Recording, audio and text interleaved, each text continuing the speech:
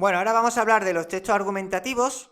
Son textos cuya intención comunicativa ya no es solo la de transmitir conocimientos, sino que es la de persuadir, convencer al lector sobre una idea o tesis que defiende el autor mediante el uso de argumentos, ¿vale? Es decir, aquí ya tienes una idea subjetiva bajo tu punto de vista y además trata de convencer al que te está leyendo de que tú llevas razón, ¿vale? Dependiendo de dónde esté la tesis, si está al principio o si está al final, hablamos de diferentes tipos de estructuras argumentativas. Tenemos la inductiva, en la que la tesis está al final del texto. Es decir, si yo, por ejemplo, quiero hablar sobre la educación en España y quiero dar mi punto de vista, pues al principio lo que hago es dar ideas generales sobre la educación en España, para luego al final ya dar mi opinión, que es el resultado de todos los argumentos que he expuesto al principio. ¿Vale? Es decir, al principio te pones a hablar de la educación en general, de los problemas que hay, para luego al final, ya como resultado de todo lo que has expuesto, llegas a una conclusión en la que opinas, das tu punto de vista sobre lo que es la educación en España, ¿vale? Digamos que la manera en la que tú te justificas o defiendes tu opinión es mediante todos los datos que pones al principio, todas las ideas generales que pones al principio, ¿vale? Que es lo que al final te va a llevar a tener esa opinión. En la deductiva es al revés.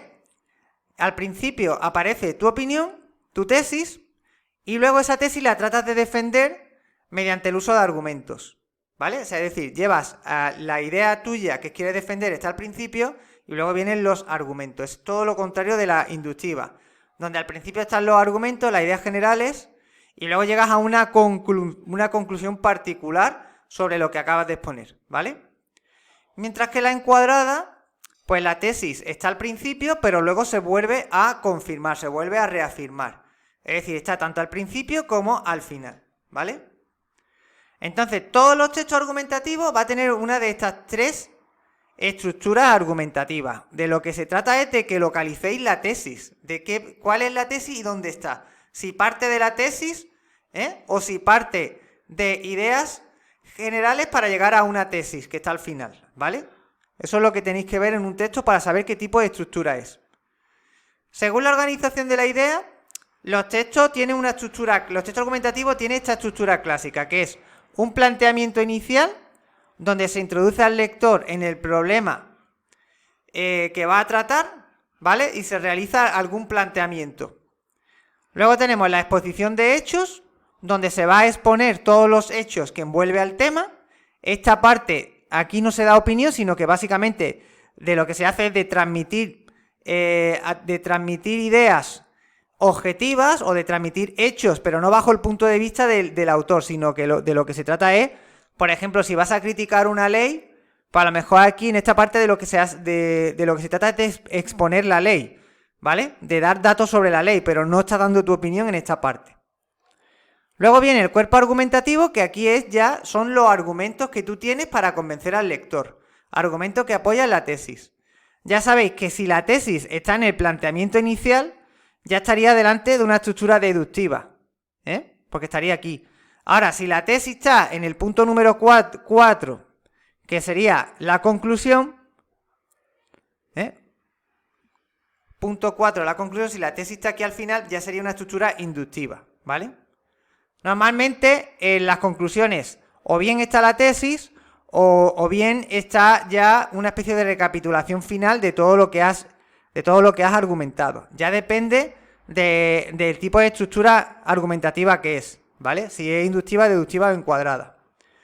Luego, los argumentos que usamos para defender nuestra opinión también se pueden diferenciar, ¿vale?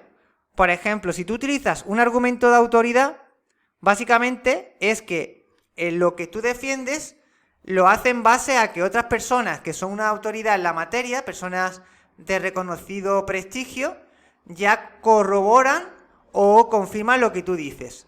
Eso es un argumento de autoridad. Cuando basas tu opinión en datos que ya otras personas que son autoridad en la materia ya también dijeron o coincidían contigo, ¿vale?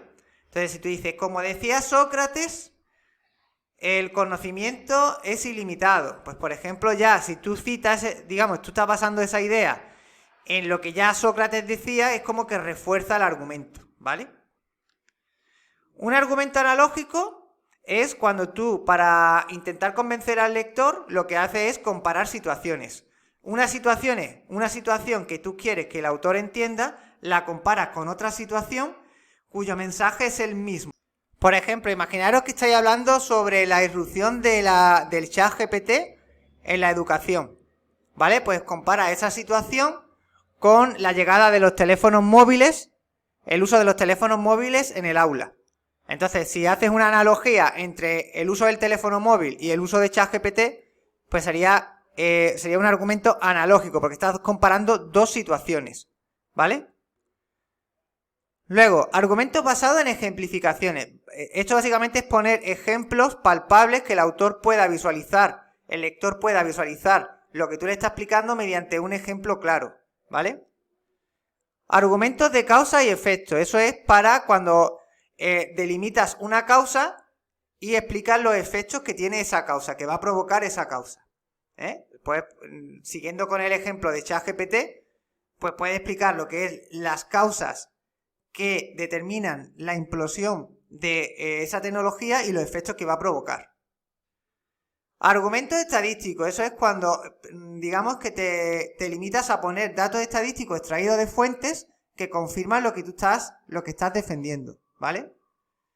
Argumentos de la opinión mayoritaria o generalizaciones, eso es cuando basas tu tesis o apoyas tu tesis en ideas que la mayoría tienen ya asumidas, ¿vale? Es decir, son afirmaciones que todo el mundo da por válidas, ¿vale? Porque son generalizaciones.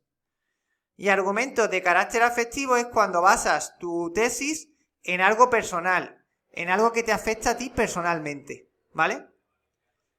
Es decir, aquí puedes poner incluso algún ejemplo vivido, alguna experiencia vivida de carácter personal, ¿vale?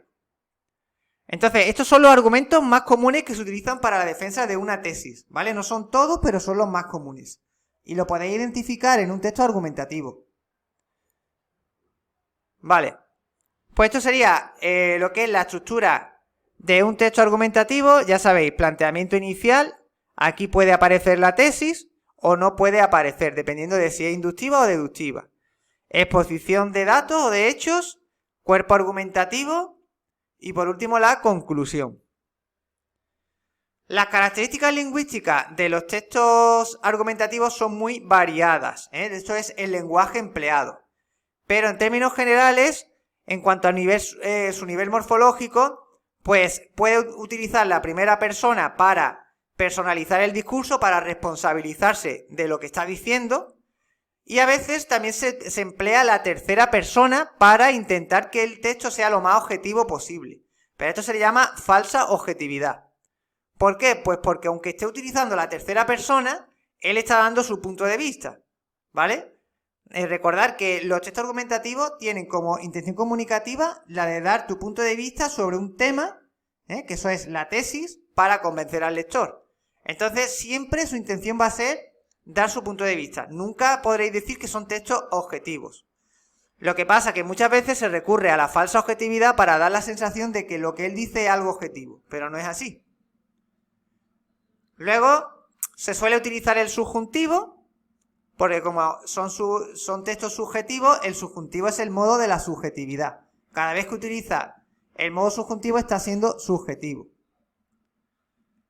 Además, en estos textos también se pueden, la temática suele ser abstracta o suele utilizarse sustantivos abstractos y combinados con concretos, ¿vale? Dependiendo de la temática que sea, pues si es una temática más palpable, se utilizará sustantivos concretos. Si es algo más abstracto, está opinando con temas menos intangibles, pues serán sustantivos abstractos.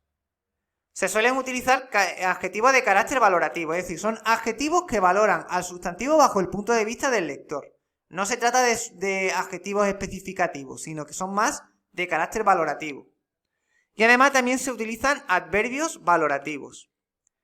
Estos son las características morfológicas, digamos, más estándares, ¿vale? Lo más estándar que hay en los textos argumentativos. Todas están relacionadas con la subjetividad. A nivel sintáctico son textos que tienen una sintaxis rica y variada, con largos periodos oracionales para dar explicaciones, mediante subordinación adjetiva y adverbial. Y además puede aparecer otras modalidades oracionales aparte de la enunciativa. Puede aparecer la expresiva, también suele aparecer la imperativa e incluso también la interrogativa para lanzar preguntas.